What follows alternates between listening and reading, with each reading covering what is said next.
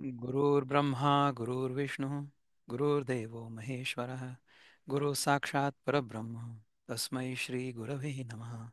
तस्मै श्री गुरवे नमः. नमस्कार. मजल दर मजल करत आपण पहिला अध्याय, दुसरा अध्याय, तिसरा अध्याय असं करत करत 16 अध्याय शिकायचा प्रयत्न केला आणि आता आपण 17व्या अध्यायापर्यंत आलेलो आहे. तर आपली ही जी यात्रा 3-4 वर्षापूर्वी सुरू झाली होती, 4 वर्षापूर्वी सुरू झाली, एप्रिलमध्ये. मला असं वाटतं गुढीपाडव्याला आपण सुरू केली होती. आता गुढीपाडवा येणारच आहे. तर 4 वर्ष लागतील आपल्याला 16 अध्याय शिकायला. त्याच्यानंतर 2 अध्याय उरलेत. हे जे 2 अध्याय आहेत ना, त्यातला हा जो 17वा अध्याय आहे, 16वा आपण शिकलो होतो आणि हा 17वा आत्ताचा. हे दोन म्हणजे जसं एखाद्या पुस्तकामध्ये अपेंडिक्स असतं ना, तसं आहे. 15व्या अध्यायापर्यंत आपल्याला कृष्णाने जे जे शिकवायला हवं होतं ते शिकवून दिलेलं आहे. 15व्या अध्यायाच्या शेवटचा श्लोक जो आहे, त्याच्यात काय सांगितलं आपल्याला? एतद बुद्ध्वा बुद्धिमान स्यात् कृतकृत्यश्च भारत.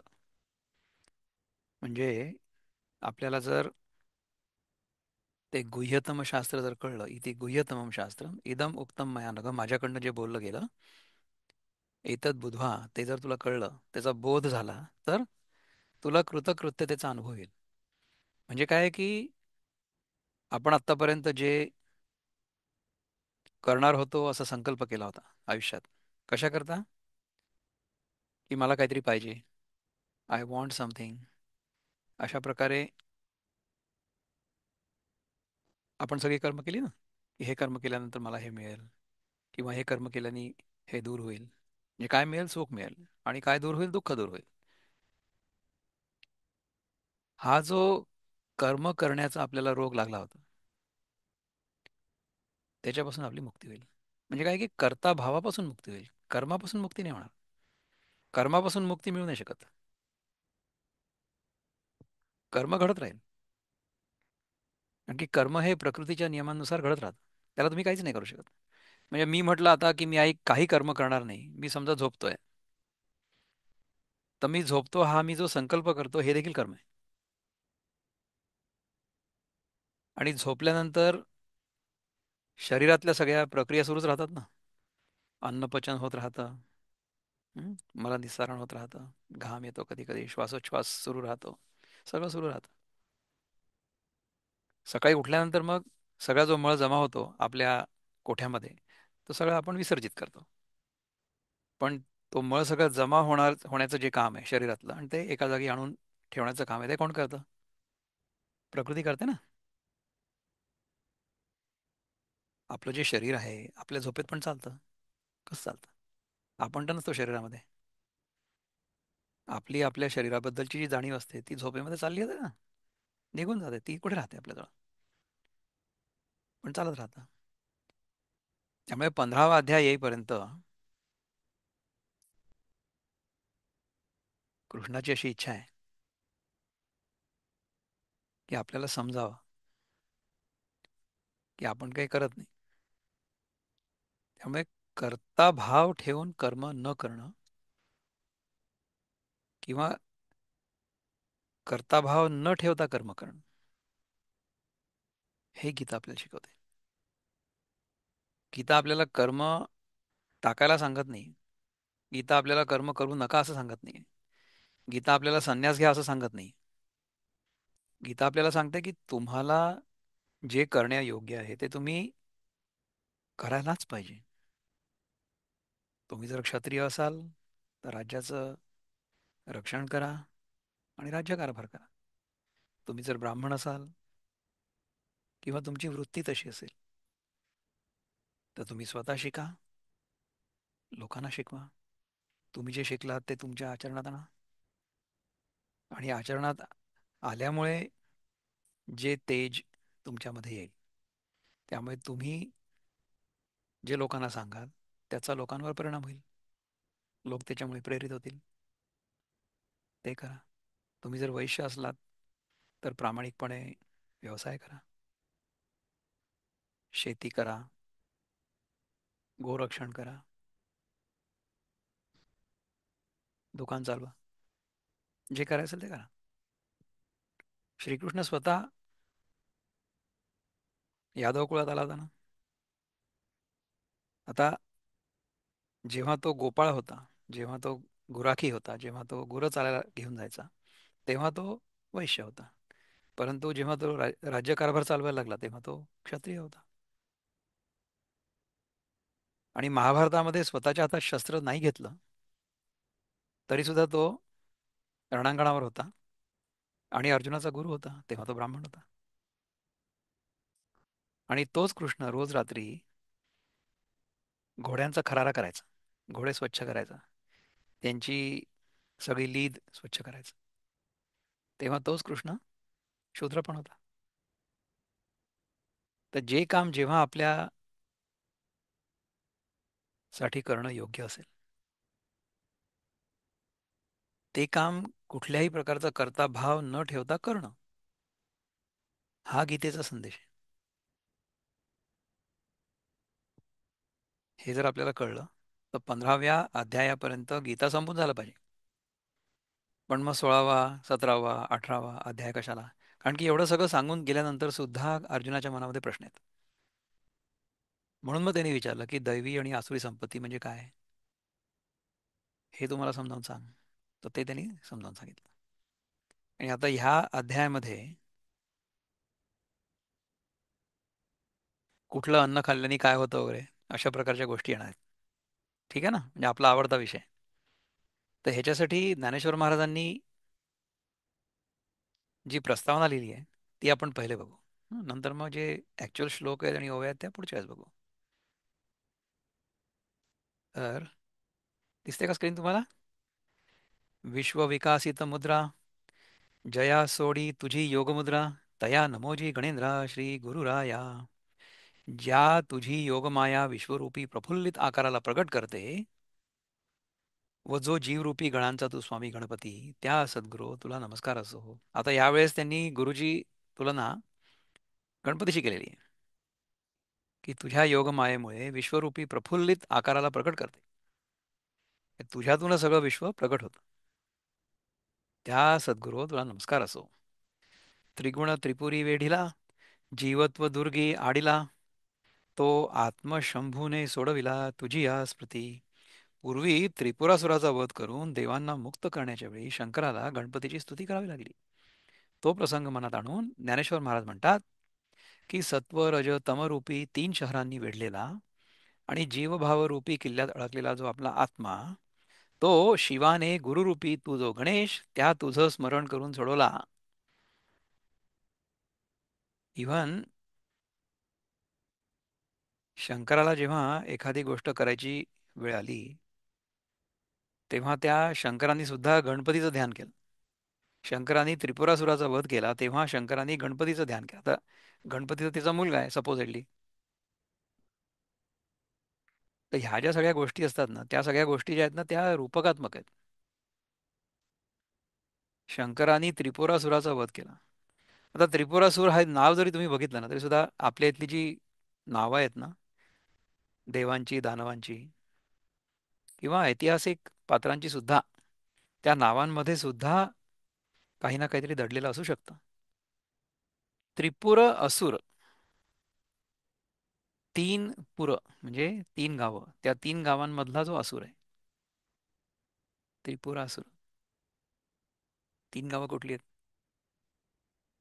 आपल्या ज्या तीन अवस्था आहेत, जागृतावस्था, स्वप्नावस्था आणि निद्रावस्था, त्याच्यामधला असुर म्हणजे कोण असू शकतो? जागेपणी जो स्वतःचं स्वरूप न ओळखल्यामुळे भलती सलती कामं करतो,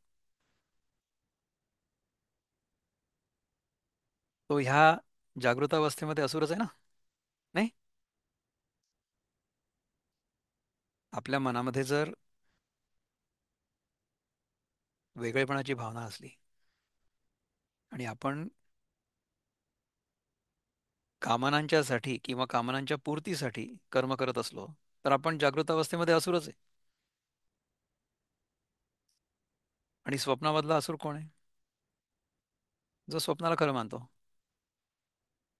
म्हणजे कोण? आपण सगळेच. आपल्याला सुद्धा स्वप्नात स्वप्न खरं वाटतं. कारण आपल्याला जागृत अवस्थेमध्ये सुद्धा जागृत अवस्था खरी खरी वाटते ना.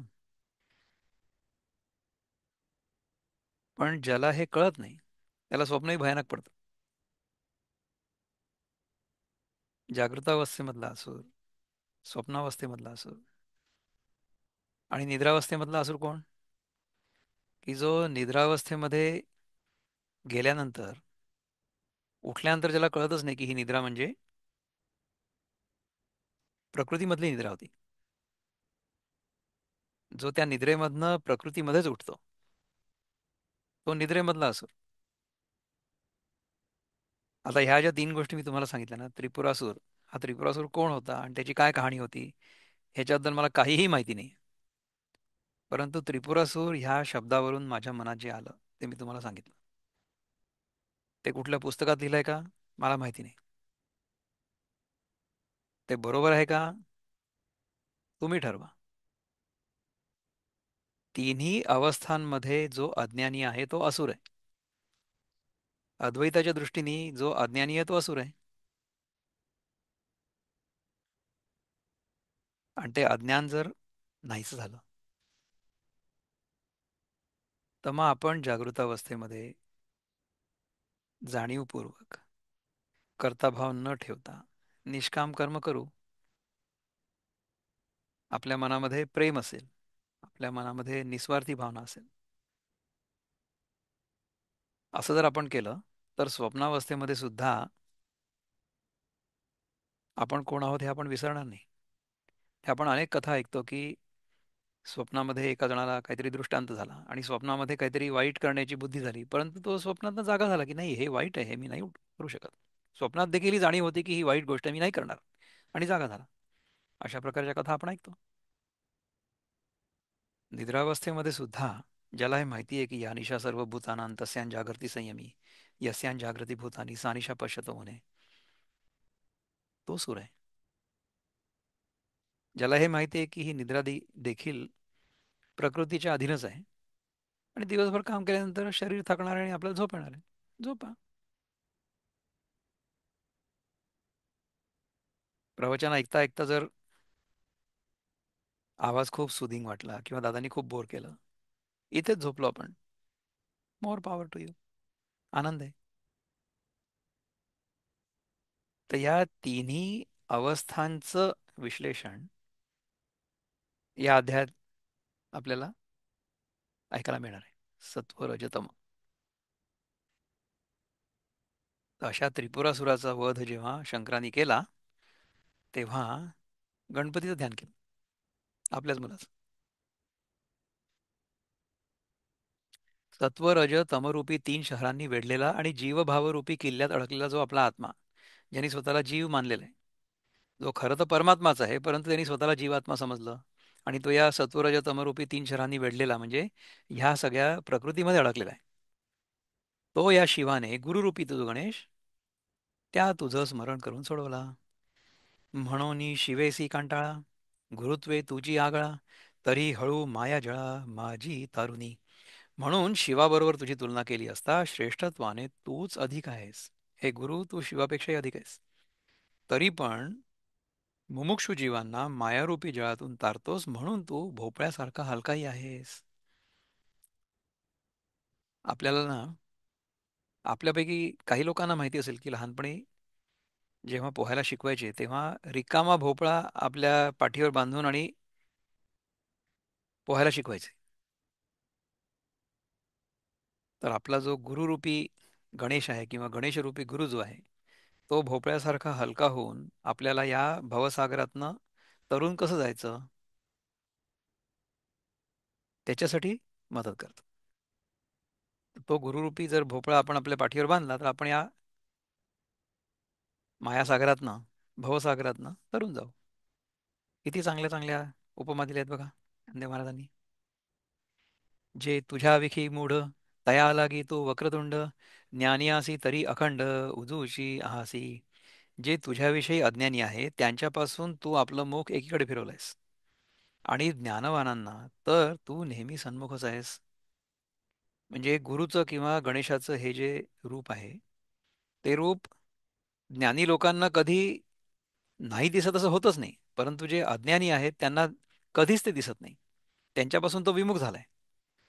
आणि ज्ञानी लोकांच्या सन्मुख आहे, तो सन्मुख म्हणजे त्यांच्या समोर आहे. दैविकी दिठी पाहता सानी, तरी मिलनोन मिलनी, उत्पत्ती प्रळयो दोन्ही लीलाची करिसी. आपली दृष्टी डोळे म्हणजे आपली दृष्टी म्हणजे डोळे पाहिली तर बारीक आहे, तरी त्या दृष्टीच्या झाकण्यात आणि उघडण्यात म्हणजे ज्ञानाचा संकोच आणि विकास, याच्यामध्ये जगाची उत्पत्ती आणि प्रलय हे दोन्ही आपण सहज करता. आता बघा की आपल्याला हे जे जग दिसतंय ना बाहेर, हे जग आपण डोळे उघडले, डोळे तर एवढेशेच आहेत पण तो सृष्टी एवढी मोठी आहे. तर डोळे उघडल्याबरोबर ही सगळी सृष्टी दिसते ना आपल्याला, आणि डोळे मिटल्याबरोबर ही सृष्टी नाहीशी होते आपल्यासाठी. तर त्याचप्रमाणे गुरुबद्दल हे सांगतात, गणेशाबद्दल सांगतात की तुम्ही जेव्हा डोळे उघडता तेव्हा सृष्टी तयार होते, आणि तुम्ही जेव्हा डोळे मिटता तेव्हा सृष्टी नष्ट होते. हा गणपतीचा कशाला, हा आपलाच अनुभव आहे ना. आपण डोळे उघडले की आपल्याला दिसतं सगळं, डोळे मिटले की सगळं नाहीसं होतं आपल्यासाठी. गणपतीच जाऊ दे, आपण आपला विचार करा. प्रवृत्ती कर्णाच्या चाळी, उठली मदगंधा निळी, पूजी जशी नीलोत्पली जीव भृंगाच्या. प्रवृत्तीरूपी कानाच्या हाळण्याने जो गंडस्थळातून वाहणाऱ्या मदाच्या सुवासाने युक्त असलेला वारा सुटला, त्याला भुलून जीवरूपी भ्रमर तुझ्या मस्तकावर जमा झाले. त्या जीवभ्रमररूपी निळ्या कमळांनी तू पूजिला गेला आहेस. आता हे तर आजच्या मराठीतनं ट्रान्सलेशन करून सांगितलं ना आपल्याला, परंतु हे काय कळलं आपल्याला? प्रवृत्ती रूपी कानाच्या हलण्याने, जे गणपतीचा कान जर हलला तर काय होईल, की जो गंडस्थळातून वाहणारा मध आहे, मधाच्या सुवासाने, गंडस्थळातून वाहणाऱ्या मधाच्या सुवासाने युक्त असलेला वारा सुटला. म्हणजे मला असं वाटतंय, आता कदाचित चूक असेल, आय एम जस्ट गेसिंग दिस, तुम्हाला जर माहिती असेल तुम्ही पण सांगू शकता, की आपल्या मनामध्ये जेव्हा कुठल्याही प्रकारची इच्छा निर्माण होते ना, म्हणजे काय झालं की प्रवृत्ती झाली. प्रवृत्ती म्हणजे काय, की मला काहीतरी करायचं आहे, I want to do something, ही प्रवृत्ती आहे. तर ते जेव्हा होतं तेव्हा मद, मद म्हणजे अहंकार, तर मदाच्या सुवासाने युक्त असलेला वारा सुटला. म्हणजे काय झालं की मी जो करता आहे त्या कर्त्याला काहीतरी करण्याची प्रवृत्ती झाली किंवा काहीतरी करण्याची इच्छा झाली. दॅट इज द प्रवृत्ती. तर ते झाल्यानंतर काय होईल? ते झाल्यानंतर आपण काहीतरी कर्म करू, त्या कर्माचं काहीतरी फळ मिळेल आणि मग आपण इथे अडकू. हं? त्याला भुलून जीवरूपी भ्रमर तुझ्या मस्तकपाशी जमा झाले. आपल्या मनामध्ये ज्या इच्छा होतात ना, त्याच्यामुळे आपण स्वतःला जीव समजतो. आणि जीव जेव्हा समजतो तेव्हा आपण काही ना काहीतरी करायला बघतो, कारण की प्रवृत्ती असते आपल्याला. We want to do something, that is प्रवृत्ती. आणि I don't want to do something with निवृत्ती. तर प्रवृत्ती आणि निवृत्तीच्याच खेचाताणीमध्ये आपण अडकतो. का बरं अडकतो? कारण की आपण स्वतःला जीव मानतो. तर ह्या प्रवृत्तीरूपी कानाच्या हलण्याने जो मदाचा वारा व्हायला, म्हणजे कसं की मला स्वतःला असं वाटलं की मी आता वेगळा कोणीतरी आहे, मी कर्ता आहे, मी जीव आहे. त्याला बोलून जीवरूपी भ्रमर तुझ्या मस्तकावर जमा झाले. तर मी स्वतः जो आहे ना, तो जीवरूपी भ्रमर आहे. तर त्या जीवभ्रमररूपी निळ्या कमळांनी तू पूजेला गेला आहेस. तर ही जी सगळी जीवरूपी भ्रमरांची त्याच्या मस्तकाच्या भोवती रेलचेल आहे, किंवा ये जा सुरू आहे, किंवा ती जे सगळे उडतायत त्याच्या मस्तकाभोवती, हे सगळं रूपक आहे.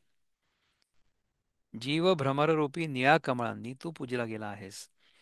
आता हे जीवभ्रमर म्हणजे काय? भ्रमर म्हणजे काय? भ्रमर म्हणजे भुंगा. आता माझ्या मागे तुम्ही हे बघताय ना, हे दीज आर चेरी ब्लॉसम्स. अजून यायचे आहेत, by the end of the month येतील वॉशिंग्टनमध्ये. हे मला असं वाटतं जपानमधलं चित्र असावा. इट लुक्स लाईक ना, हे जपानीज सारखं दिसतंय राईट. मला हे ह्याच्यावर सापडलं फेसबुकवर कुठेतरी, so I used it as a background. तर जेव्हा अशी फुलं उमलतात तेव्हा त्याच्या भोवती सगळे भुंगे जमा होतात. तर ह्याच्यामध्ये तर हे भुंगे म्हणजेच, किंवा त्यांचा समूह म्हणजेच जीव भ्रमररूपी निळकमळ, असं ज्ञानेश्वर महाराज म्हणतात. आपण जेव्हा प्रवृत्ती आपल्या डोक्यात ठेवून आणि काहीतरी करायला बघतो, तेव्हा आपण सारखे फिरत राहतो. अशा प्रकारची उपमा दिलेली आहे. पाठी निवृत्ती कर्णताळे. मला तुम्हाला शेअर करायला पाहिजे. शेअर नाही केली स्क्रीन. पाठी निवृत्ती कर्णताळे, आहाळली ते पूजा विधुळे. तेव्हा मिरविसी मोकळे अंगाचे लेणे, नंतर निवृत्ती रूपी कानाच्या हळण्याने ती बांधलेली पूजा उधळून जाते. म्हणजे पहिले प्रवृत्ती करायची आणि नंतर मग निवृत्ती केली की सगळी पूजा उधळून लावायची. तेव्हा आपल्या मोकळ्या शरीराचा अलंकार तू मिरवतोस.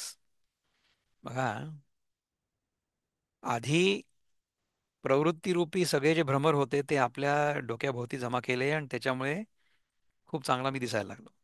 गणपतीचं वर्णन सुरू आहे. आणि नंतर मग मी निवृत्तीरूपी जेव्हा कान हलवले तेव्हा हे सगळे गायब झाले. तेव्हा मग आपण मोकळे झालो. आपण करतो ना तसं. प्रवृत्ती करता करता आपण दिवसभर काही ना काहीतरी करतो दिवसभर, आणि मग शेवटी आपण थकून जातो. मग काय काय काय करतो आपण? मी आजच्या पुरता निवृत्त होतोय असं आपण म्हणतो ना. I am retiring for the day, और I am retiring for the night. मग काय होतं? मग आपण आनंद राहतो. तेव्हा सगळं आपण झटकून टाकतो. झोपण्याची प्रक्रिया म्हणजे काय बघा बरं तुम्ही. पहिले आपण जग सोडतो आणि घरात येतो. मग घरात आल्यानंतर सुद्धा सगळं घर सोडतो आणि आपल्या बेडरूममध्ये जातो. अच्छा, ती बेडरूम सोडून सुद्धा आपण आपल्या पलंगात शिरतो ब्लँकेटच्या आत. आणि त्याच्यानंतर आपण आपली स्वतःबद्दलची जी मी देह आहे ही भावना आहे ना, ती पण सोडून देतो. किंवा मी मन आहे, किंवा म्हणजे मी हा देह आहे आणि मी हे मन आहे, हे जे आपल्याला आत्ता जागेपणी वाटतंय ना, ते आपल्या मनातनं चाललं जातं. तेव्हा कुठे झोप येते. म्हणजे काय झालं की आपण एकेका गोष्टीचा त्याग केला. काय झालं, आपण निवृत्त झालो प्रत्येक गोष्टीपासून. आपण दिवसभर प्रवृत्ती केली आणि रात्री झोपण्यापूर्वी निवृत्ती केली. त्याच्याशिवाय झोप येणारच नाही ना. नाहीतर डोकं सारखं सुरू सुरू राहील आपलं. डोक्यामधले विचार सुरू राहतील. असं कसं काय होईल? तेव्हा आपल्या मोकळ्या शरीराचा अलंकार तो मिरवतो. वामांगीचा लास्य विलासू, जो हा जगद्रूप आभासू, तो तांडव मिसे कळासू धाविसी तू. माया हीच कोणी तुझी स्त्री, तिची नृत्य क्रीडा, हाच जगदरूपी आभास, त्यातील कौशल्य. म्हणजे मायेचं आपल्या नृत्य क्रीडेत जगदाभास दाखवणं, हे तू आपल्याद्वारे दाखवतोस. तुझ्या आश्रयाने असणारी जी माया, ती जगद आभासरूपी नृत्य क्रीडा नृत्य क्रीडा नाही, नृत्य क्रीडा तू आपल्या अस्तित्वावर दाखवतोस. पुन्हा एकदा वाचू काय? माया हीच कोणी तुझी स्त्री, तिची नृत्य क्रीडा, हाच जगदरूपी आभास, त्यातील कौशल्य. म्हणजे मायेचं आपल्या नृत्य क्रीडेत जगदाभास दाखवणं, हे तू आपल्याद्वारे दाखवतोस. तुझ्या आश्रयाने असणारी जी माया, तिची जगत आभासरूपी नृत्य क्रीडा तू आपल्या अस्तित्वावर दाखवतोस. आपल्याला गणपती म्हणजे बुद्धीची देवता म्हणून माहिती आहे. बरोबर आहे. तर आपली जी बुद्धी आहे ना, तीच आपल्याला हे जगत जे आहे ते खरं आहे असं वाटायला लावते. तर आपलीच बुद्धी आपल्याला सांगते की हे जे जग आहे हे खरं आहे. परंतु त्याच बुद्धीने आपण हे शिकू शकतो की हे जगत म्हणजे आभासात्मक आहे. परंतु ही जी सगळी नृत्य क्रीडा आहे, म्हणजे हे जे सगळं जग आपल्याला दिसतंय, नृत्य क्रीडा म्हणजे काय आहे की हे सारखं बदलत आहे. It is constantly changing. ते सगळंच्या सगळं आपल्याला अनुभवायला येतं. कोणाला येतं? आपल्याच बुद्धीला येतं. तर ही जी बुद्धी आहे, तीच बुद्धी हे सगळं जगत आभासात्मक आहे हे दाखवतं. पहिले असं सांगतं की ते खरं आहे. आपल्या बुद्धीला असं वाटतं की हे सगळं खरं आहे. नंतर मग तीच बुद्धी आपल्याला हे आभासात्मक आहे हे समजायला मदत करते. तर ती जी बुद्धी आहे ती चांगल्या दिशेने जाणारी बुद्धी आहे. परंतु जी बुद्धी जगामध्ये अडकलेली आहे, जग जिला सत्य वाटतंय, ती बुद्धी खाली जाणारी बुद्धी.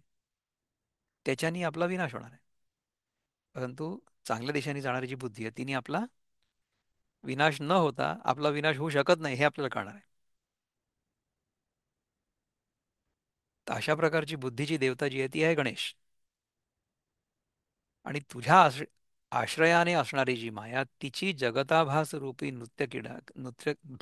नृत्य क्रीडा तू आपल्या अस्तित्वावर दाखवतोस. मराठी सुद्धा हे खूप सोपी नाही बोलायला.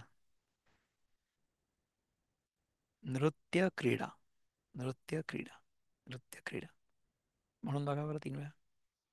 आपली जीभ कशी अशी वळते.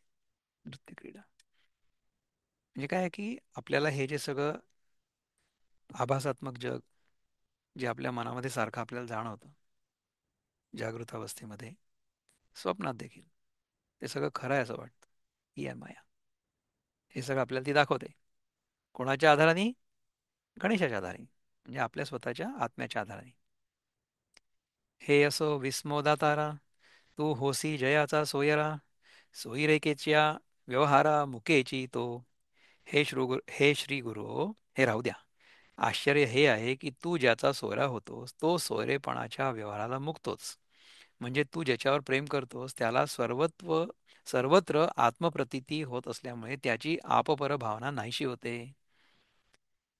आत्तापर्यंत आपण जे काही शिकलोय त्याच्या आधारावर तुम्हाला हे वाक्य पूर्ण कळलं असेल मी आशा करतो. पुन्हा एकदा वाचतो. हे श्री गुरु, हे राहू द्या. आश्चर्य हे आहे की तू ज्याचा सोयरा होतो, सोयरा म्हणजे रिलेटिव्ह. गुरु तू जर माझा सोयरा म्हणजे आणि जवळचा जर झाला तर सोयरेपणाच्या व्यवहाराला मुक्तोच. म्हणजे काय आहे की तू आणि मी एकत्रच होतो. म्हणजे तू ज्याच्यावर प्रेम करतोस त्याला सर्वत्र आत्मप्रतीती होत असल्यामुळे त्याला सगळीकडे आत्मस्वरूपच दिसतं. त्यामुळे त्याची आपपर भावना नाहीशी होते. अद्वैतामध्ये गुरु आणि शिष्य हे दोघे देखील एकमेकांपेक्षा वेगळे नाही आहेत. हा जेव्हा बोध शिष्याला होतो तेव्हा गुरु आणि शिष्य हे दोन वेगळे राहतात का? हा, ते एकच होतात. आपपर भावना नाहीशी होते. आपपर म्हणजे मी आणि माझ्यापेक्षा वेगळं. आप म्हणजे मी आणि पर म्हणजे माझ्यापेक्षा वेगळं. ही भावना नाहीशी होते. There is no sense of otherness. फेडिता बंधनाचा ठावो, तू जगतबंधू ऐसा भावो, धरू वोळगे उवावो तुझाची अंगी. तू अहंकारादी संसार बंधनाचा ठाव ठिकाणा नाहीसा करणार आहेस. अहंकारादी संसार म्हणजे अहंकारापासूनच संसार सुरू होतो ना. म्हणजे आपली जी अष्टधा प्रकृती आहे ती कुठली होती? ती सगळे 5 पंचमहाभूत, मन बुद्धी अहंकार, ही अष्टधा प्रकृती आहे ना. तर हिच्यामुळे जे बंधन असतं त्या बंधनाचा ठाव ठिकाणा नाहीसा करणारा तू आहेस गुरु. म्हणून जगतबंधू या नावाचा अभिप्राय तुझ्याच ठिकाणी प्रशस्तपणे लागतो. तू जगतबंधू आहेस. सगळ्या जगाचा बंधू आहेस. युनिव्हर्सल ब्रदर, सगळ्यांचा भाऊ. हं? जगतबंधू हे नाव तुला यथार्थपणे शोभतं. तव दुजयाचेनी नावे, तव दुजयाचेनी नावे तया, देह ही नुरेची पै देवराया, जेणे तू आपण पया केलासी दुजा. हे देवराया, देहदृष्ट्या दुसरा जो तू, त्या तुला ज्याने आपलं रूप मानलं त्याला द्वैताच्या नावाने स्वतःचा देहही वेगळा उरत नाहीच. म्हणजे जो तुला आपला आत्मा समजला त्याला आपल्या सहवर्तमान संपूर्ण जगत आत्मरूपच दिसतं. आपल्या सह वर्तमान जगत, संपूर्ण जगत हे आत्मरूप दिसतं. हे देवराया, म्हणजे देहदृष्ट्या जरी तू वेगळा असला तरी त्या तुला ज्याने आपलं रूप मानलं त्याला द्वैताच्या नावाने स्वतःचा देहही वेगळा उरत नाहीच. समजा गुरुनी सांगितलेलं आपल्याला कळलं, गुरुनी जे काही आपल्याला सांगायला बघितलं ते जर आपल्याला कळलं अद्वैताचा बोध जर झाला तर आपल्याला आपला देह देखील सगळं एकातच आहे असं असं वाटेल. आपला देह, हे सगळं जग, आपला गुरु, एव्हरीथिंग इज वन. सगळंच्या सगळं माझ्या आत्म्यामध्ये, माझ्या आत्मरूपामध्ये, माझ्या आत्मस्वरूपामध्ये सामावलेला आहे, हा बोध होईल. असा बोध आपल्याला होत नाहीये का? असा बोध आपल्याला होतो आहे, नेहमीच होतो. आपल्याला सगळंच्या सगळं आपल्या आत्म्यामध्येच अनुभवायला येतं. परंतु आपल्याला ते आपल्यापेक्षा वेगळं आहे असं वाटतं. आपल्यापेक्षा वेगळं आहे असं वाटणं जे आहे ना, त्या वाटण्याला माया म्हणतात. So the illusion of otherness is maya. त्याच्यापासूनच तर आपली सुटका करायला पाहिजे आपल्या स्वतः. तर कोण करेल? गुरु करेल. तू ते करुनी पुढे जे उपाये घेती दवडे, तया ठासी बहुवे पाडे मागाची तू. तुला विषय करून तुझ्या प्राप्तीचा साधनद्वारा जे धावा घेतात त्यांना तू पुष्कळ प्रमाणात मागेच राहतोस. तुला विषय करून तुझ्या प्राप्तीच्या साधनद्वारा जे धावा घेतात त्यांना तू पुष्कळ प्रमाणात मागेच राहतोस. म्हणजे आता गुरुला समजा आपण विषय करून त्या त्याच्या प्राप्तीच्या साधनद्वारा जर आपण त्याच्या मागे लागलो तर त्यांना तू पुष्कळ प्रमाणात मागेच राहतोस. म्हणजे कसं की हे तुमच्याशी शेअर झालं होतं का? Let me share this with you. I don't think I shared it this you right. तू ते करुनी पुढे जे उपाये घेती दवडे तया ठासी भुवे पाडे मागाची तू. तुला विषय करून तुझ्या प्राप्तीच्या साधनद्वारा किंवा तुझ्या प्राप्तीचा साधनद्वारा जे धावा घेतात असं मला वाटतं त्यांना पुष्कळ प्रमाणात तू मागेच राहतोस. आता ह्याचा अर्थ मला एक्झॅक्टली कळत नाही की काय म्हणायचं यांना इथे. तर असं असू शकतं की समजा आपण गुरुच्या प्राप्तीचा धावा केला तर तो गुरु आपल्या मागे नेहमी राहतो. असं आहे, असे आहे, किंवा आपण जर त्याला वेगळा समजून त्याच्या मागे पळायचा प्रयत्न केला तो आपल्यापेक्षा पुढे पळेल. तो मागेच राहतो म्हणजे ही विल बॅक ऑफ, असं होऊ शकतं. या दोनपैकी काय आहे ते मला एक्झॅक्टली माहीत नाही. परंतु हे दोन्ही अर्थ इथे लागू शकतात. तुम्हाला जो अर्थ योग्य वाटतो तुम्ही पण अनम्यूट करून मला बोलू शकता, किंवा आपण पुढे गेल्यानंतर आपल्याला आणखीन जर काही कळलं तर बघू. जो ध्याने सूये मानसी तया लागी नाही तू त्याचे देशी ध्यानही विसरे तेणेसी वालभ तुझ.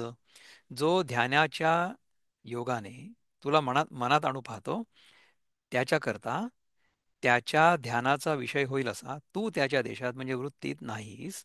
आणि जो ऐक्यबोधात तुझं ध्यानही विसरतो त्यावर तुझं प्रेम असतं. म्हणजे समजा आपण आपल्या गुरुला ध्यानाच्या योगाने त्याला आपल्या मनात आणायला बघितलं तर काय होईल की त्याच्या म्हणजे आपल्या ध्यानाचा विषय होईल असा तू, असा आपला जो गुरु आहे तो त्याच्या देशात म्हणजे त्याच्या वृत्तीमध्ये नाहीच आहेस. We cannot really compress the guru into a thought. आपल्या गुरुला आपण आपल्या मनामध्ये विषय म्हणून, विचार म्हणून बंदिस्त नाही करू शकत. आणि जो ऐक्यबोधात तुझं ध्यानही विसरतो, जेव्हा ऐक्यबोध होतो तेव्हा गुरु आणि शिष्य वगैरे राहतच नाही. तर असा जो आहे, असा जो शिष्य आहे, असा जो साधक आहे त्याच्यावर तुझं खूप प्रेम असतं असं ज्ञानदेव आपल्या गुरुला म्हणतात. तू ते सिद्धची जो नेणे तो नांदे सर्वज्ञपणे वेदाही एवढे बोलणे नेघसी कानी. जो तुला सिद्धच म्हणजे कृतीने प्राप्त होण्याजोगा नाही असा जाणत नाही, उलट जो शब्दादी साधनांनी तुझा आकलन करण्याचा प्रयत्न करतो तोच सर्व जाणणारा म्हणून मिरवतो. त्या शब्द ज्ञानाच्या शब्दरूप साधनाने हे श्री गुरु तुमची सिद्धी कशी होणार? कारण सर्वज्ञ म्हणून गाजवलेल्या शब्द राशीरूप वेदाने केलेलं आपलं वर्णन जिथे आपल्या कानापर्यंत येण्याची पंचाईत पडते तेथे त्याचा काय पाड. म्हणजे बघा की जो तुला सिद्धच असा जाणत नाही म्हणजे आपण समजा आपल्या गुरुला किंवा भगवंताला किंवा गणपतीला, इथे गणेशाची स्तुती सुरू आहे ना, गणेश आणि गुरु ह्या दोघांना एक मानून त्याची सगळी स्तुती सुरू आहे, जो कृतीने प्राप्त होण्याजोगा नाही आहे. म्हणजे we cannot really obtain God by doing something. कर्म करून आपल्याला भगवंताची प्राप्ती नाही होऊ शकत, जो तुला सिद्धच जाणत नाही. उलट जो शब्दादी साधनांनी तुझं आकलन करण्याचा प्रयत्न कर. आता समजा आपण देव काय आहे, गुरु काय आहे, परमात्मा काय आहे, ब्रह्म काय आहे, हे जर शब्दांनी आकलन करण्याचा प्रयत्न केला तर ते आपल्याला कधीच कळणार नाही. का नाही करणार? कारण की वेद देखील त्याचं पूर्ण वर्णन नाही करू शकत. वेदांना देखील परब्रह्म, परमात्म्याचं वर्णन करता येणं शक्य झालेलं नाहीये. वेदांनी त्याचं वर्णन न इति न इति न इति न इति, म्हणजे नेती नेती नेती नेती असं केलेलं आहे. तर सगळं डिस्कार्ड केल्यानंतर जे उरतं ते परब्रह्म आहे. त्याचं शब्दांनी वर्णन करता येणं शक्य नाहीये. त्या शब्द ज्ञानाच्या शब्दरूप साधनाने, हे श्री गुरु, तुमची सिद्धी कशी होणार? जर आपण शब्दांनी गुरुचा, परमात्म्याचा किंवा परब्रह्माचा विचार करू शकलो आणि सांगू शकलो लोकांना, तर ह्याचा अर्थ आपण महामूर्ख आहोत. आपण फक्त मिरवू की मला वेद येतात, मला हे येतं, मला ते येतं वगैरे. परंतु परब्रह्म म्हणजे काय, परमात्मा म्हणजे काय, आणि हा श्री गुरु म्हणजे काय, हे देखील आपल्याला कळलेलं नाहीये असं आपण समजायला पाहिजे. त्या शब्दज्ञानाच्या शब्दरूप साधनाने, हे श्री गुरु, तुमची सिद्धी कशी होणार? कारण सर्वज्ञ म्हणून गाजवलेल्या शब्द राशीरूप म्हणजे शब्दांची राशी, म्हणजे इतके सगळे शब्द आहेत वेदांमध्ये, तरी सुद्धा त्यांनी केलेलं आपलं वर्णन जिथे आपल्या कानापर्यंत येण्याची पंचायत पडते, तिथे त्याचा काय पाळणा? मौन गा तुझे राशी नाव, आता स्तोत्री के बांधो हाव, देसती तेतुली माव, भजो काही. महाराज, मौन हे आपल्या जन्मराशीवरून काढलेलं आपलं नाव आहे. कारण की मौनामध्येच आपल्याला आपल्या स्वतःच्या स्वरूपाचा, परब्रह्माचा, परमात्म्याचा बोध होऊ शकतो. असं असल्या कारणाने मी स्तुती करण्याची उत्कट इच्छा कुठे बाळगू? जे तुझं स्वरूप मला दृश्यत्वे करून दिसतंय ते सर्व मिथ्या आहे, तर मी भजन कशाचं करायचं? देविके दैविके सेवकू पाहो, सैवकू दैविके सेवकू हो पाहो, तरी भेदिता द्रोहोची लाहो, म्हणोनी आता काही नो हो तुझ लागी जी. हे देवा, जर मी तुमचा सेवक होऊ पाहीन, तर तुमच्या एकरस स्वरूपात सेव्य आणि सेवक असा भेद उत्पन्न केल्यामुळे मला तुमचा द्रोह केल्याचं पातक होईल. हे पातक लागेल मला. म्हणून महाराज, तुमच्या संबंधाने, अरे, मी हे पुन्हा शेअर नाही केलं, सॉरी अबाउट दॅट. मी पलीकडचा श्लोक वाचता without sharing, I should share this. हे देवा, मी तुमचा जर सेवक होऊ पाहीन, तर तुमच्या एकरस स्वरूपात सेव्य आणि सेवक, म्हणजे सेवा करणारा आणि सेवा घेणारा, सेव्य म्हणजे सेवा घेणारा आणि सेवक म्हणजे सेवा करणारा, असा भेद उत्पन्न केल्यामुळे, मी उत्पन्न केला, मी तुमचा सेवक होऊन बघायला गेलो म्हणून, तर मला तुमचा द्रोह केल्याचं पातक लागेल. तुम्ही मला जे शिकवत आहे ते मी शिकलो नाही आणि तुम्हाला माझ्यापेक्षा वेगळं मानलं, म्हणजे मी काय केलं की मी द्रोह केला. So I really did not live up to whatever you told me. म्हणून महाराज, तुमच्या संबंधाने मी स्वतः काहीच होत नाही, तुमच्याहून कोणत्याच प्रकाराने वेगळा राहत नाही. जे सर्वथा सर्वहीनो हि जे, ते अद्वया तू ते लाहिजे, हे जाणे मी वर्म तुझे आराध्य लिंगा. जेव्हा सर्व प्रकारे सर्वही न व्हावं, म्हणजे जेव्हा कशाची अहंता घेऊ नये, तेव्हा अद्विय जो तू, तुझी प्राप्ती होते. हे आराध्य मूर्ते, हे तुझं वर्म मी जाणतोय. जेव्हा सर्व प्रकारे सर्वही न व्हावे, म्हणजे मी जेव्हा कशाचीही अहंता घेऊ नये, मी कुठल्याही प्रकारे, मी तुमचा दास नाहीये, सेवक नाहीये, मी तुमच्यापेक्षा वेगळा नाहीये, मी तुमचा शिष्य नाहीये. ही माझी जी वेगळेपणाची भावना आहे ना, ती वेगळेपणाची भावना जोपर्यंत माझ्या डोक्यातनं जात नाही, तोपर्यंत हे जे गुरु आहात तुम्ही, हे आराध्य मूर्ते, हे तुझं वर्म मी जाणतोय. तेव्हाच तुझी प्राप्ती होऊ शकते. तेव्हाच जो अद्वितीय जो तू त्या तुझी प्राप्ती होते. सो माझ्या मनातनं जेव्हा माझ्या वेगळेपणाची भावना पूर्णपणे चालली जाते, तेव्हाच मला माझ्या गुरुची प्राप्ती होते किंवा परमात्म्याची प्राप्ती होते. तरी नुरोनी वेगळेपण, रसी भजिनले लवण, तैसे नमन माझे जाण, बहु बहु काय बोलो. तर फार काय सांगू, जसं मीठ वेगळेपणाने न उडून पाण्याला भजतं, म्हणजे पाण्याची तद्रूप होऊन राहतं. आपण जेव्हा मीठ घालतो पाण्यामध्ये तेव्हा ते विरघळतं, ते पाण्यापेक्षा वेगळं राहत नाही. तशाच प्रकारे माझं नमन आहे असं समज. म्हणजे मी तुझ्यामध्ये पूर्णपणे विरघळून गेलेलो आहे. आता रीता कुंभ समुद्री रिगे, तो उचंबळत भरोनी निगे, का दशी दीपसंगे दीपुची होय. आता रित्या घागरीने समुद्रात प्रवेश केल्यानंतर ती उचंबळत भरून निघते, अथवा वात दिव्याच्या संगतीने दिवाच होते. हं? तैसा तुझी प्रणिती, मी पूर्णो जाहलो श्रीनिवृत्ती, आता आणि न व्यक्ती गीतार्थ होतो. त्याप्रमाणे हे निवृत्तीनाथा तुम्हाला नमस्कार करून मी पूर्ण झालो. आता मी तो गीतेचा अर्थ प्रकट करीन. तरी षोडशाध्याय शेखी, तिये समाप्तीच्या श्लोकी, जो ऐसा निर्णयो निष्टंकी ठेविला देवे. तर 16व्या अध्यायाच्या अखेरीस ज्या समाप्तीच्या शेवटच्या श्लोकात जो असा सिद्धांत देवाने निश्चयात्मक रीतीने स्थापित केला, जे कृत्याकृत्य व्यवस्था अनुष्ठावया पार्था, शास्त्रची एक सर्वथा प्रमाण तुझ, तो हा की अर्जुना, कृत्य आणि अकृत्य ह्यांची रीती आचरणात आणण्यास तुला एक शास्त्रच पूर्णपणे प्रमाण मानलं पाहिजे. तेथ अर्जुन मानसे, म्हणे हे ऐसे कैसे, जे शास्त्रे विण नसे सुटिका कर्मा. तेव्हा अर्जुन मनामध्ये असं म्हणाला की देवाचं सांगणं हे असं कसं, की शास्त्राशिवाय कर्म करायला मोकळीक नाही. तरी तक्षकाची फडे, ठाकोनिके तो मणी काढे, कै नाकीचा केशू जोडे सिंहाची ये. तर तक्षक नावाच्या नागाजवळ जाऊन त्याच्या फणीतील मणी कसा काढायचा आणि सिंहाच्या नाकातील केस कुठं मिळवायचा.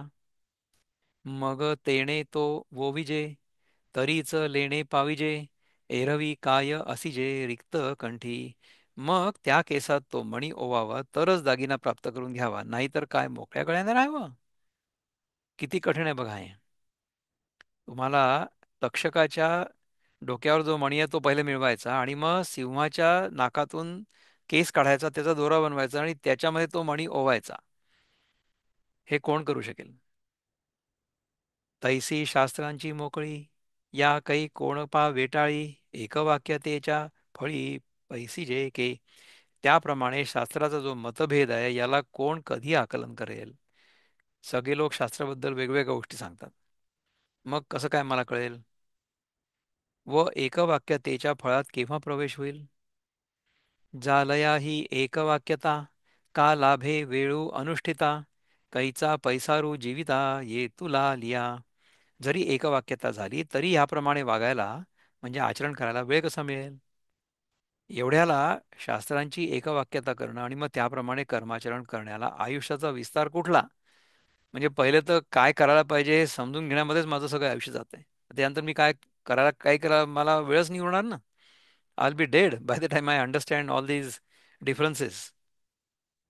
सगळ्या शास्त्रांमध्ये किंवा शास्त्र जे लोक सांगतात त्यांच्यामध्ये सुद्धा एकवाक्यता नाहीये ना. तर मी कसं काय समजू.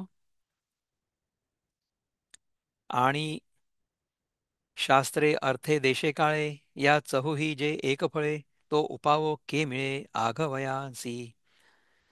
आणि शास्त्रांचं ज्ञान, लागणारी द्रव्यादी सामुग्री, सांगितलेलं ठिकाण आणि योग्य काळ ह्या चार साधनांचा एकत्र योग येऊन जे कृत्य पार पडणार ते तर क्वचितच घडणार. कारण सर्वांना हा असला योग कुठून साधणार. म्हणून शास्त्राचे घडते, नोहे प्रकारे बहुते, तरी मूर्खा मोक्षा येथे काय गतिपा. म्हणून शास्त्राने सांगितल्याप्रमाणे सर्व घडून येणं हे पुष्कळ अंशी असंभवनीयच आहे. इट इज इम्पॉसिबल असं आहे. तर मग अशा स्थितीत अज्ञानी मुमुक्षु लोकांना कोणता मार्ग आहे. जे अज्ञानी मुमुक्षु आहेत, मला मुक्तीची इच्छा तर आहे पण मी अज्ञानी, मग मला काय मार्ग आहे. हा पुसावया अभिप्रावो, जो अर्जुन करी प्रस्तावो, तो 17व्या ठावो अध्याया येथ. हा अभिप्राय विचारण्याकरता अर्जुन जी प्रस्तावना करतो तो येथे 17व्या अध्यायाचा प्रसंग होय. तरी सर्व विषयी वितृष्णू जो सकळ कळी प्रवीणू कृष्णाही नवल कृष्णू अर्जुनत्वे जो. तर सर्व विषयांच्या ठिकाणी जो अर्जुन निरीच्छ आणि जो सकल कलांमध्ये प्रवीण आणि आश्चर्यरूप श्रीकृष्ण खरा, परंतु त्यासही आश्चर्य देणारा अर्जुनरूपी हा जो दुसरा कृष्णच आहे.